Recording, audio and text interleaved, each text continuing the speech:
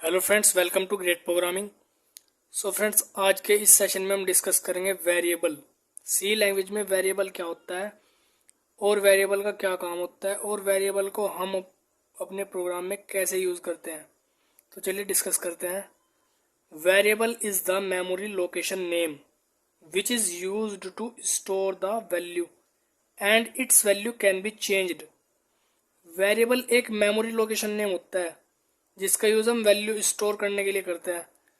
Suppose करो हमें कोई वैल्यू स्टोर करनी 20, तो इसके लिए हमें क्या करना पड़ेगा, वेरिएबल डिक्लेयर करना पड़ेगा, यानी वेरिएबल को यूज़ करना पड़ेगा, तब हम इस वैल्यू को स्टोर कर सकते हैं।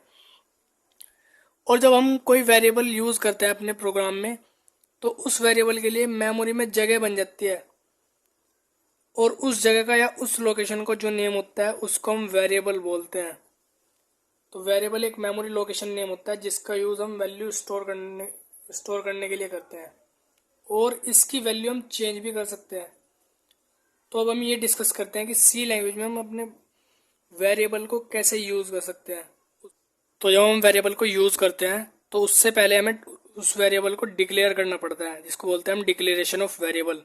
तो वेरिएबल को कैसे डिक्लेयर करते हैं, उसका क्या तरीका है, उसका सिंटैक्स ये है। सिंटैक्स होता है वे ऑफ यूज़ करने का तरीका। तो उसका सिंटैक्स ये है, सबसे पहले आते हैं डेटा टाइप स्पेस वेरिएबल का नेम। ये सिंटैक्स है वेरिएबल को डिक्लेयर करने का, और सेमीकोलन। एग्जाम्पल की अगर मैं बात करूं, integer data type space variable का नेम मैंने लिखा ए। इसी तरह फ्लोट डेटा टाइप वेरिएबल का नेम बी, कैर वेरिएबल का नेम सी। तो मैंने 3 वेरिएबल डिक्लेयर कर दिए। तो इन 3 वेरिएबल के लिए मेमोरी में जगह बन जाएगी कुछ इस तरह से, कहीं पे भी बन सकती है।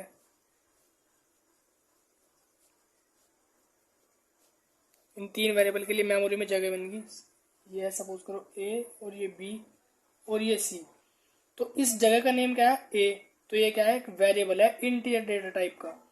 इस लोकेशन का नाम है बी, ये फ्लोट डेटा टाइप का वेरिएबल है।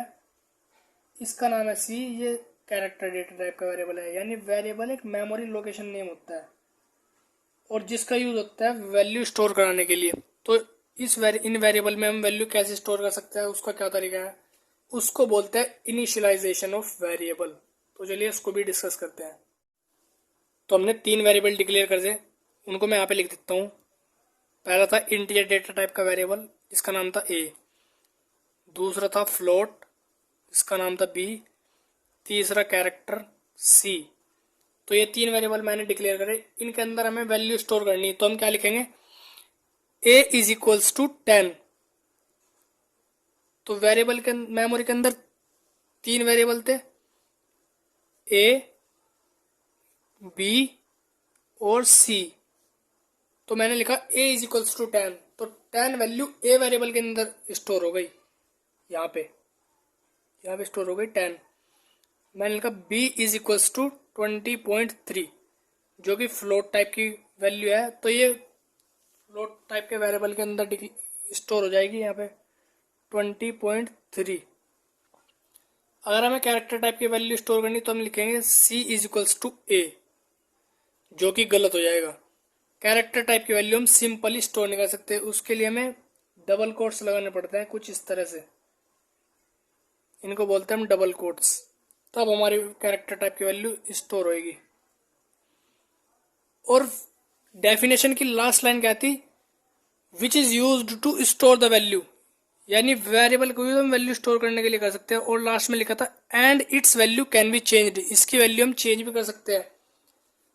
इसकी वैल्यू हम चेंज इस तरह से कर सकते हैं। मैंने लिखा ए इज इक्वल्स टू 5। तो 5 से क्या होगा, जो पहले वाली वैल्यू थी 10, ये ओवरराइड हट जाएगी, नई वाली वैल्यू आ जाएगी।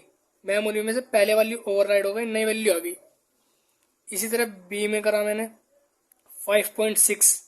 तो ये क्या करेगी, पहले वाली वैल्यू ओवरराइड कर देंगी, नई वाली वैल्यू स्टोर हो जाएगी बी वेरिएबल के अंदर 5.6।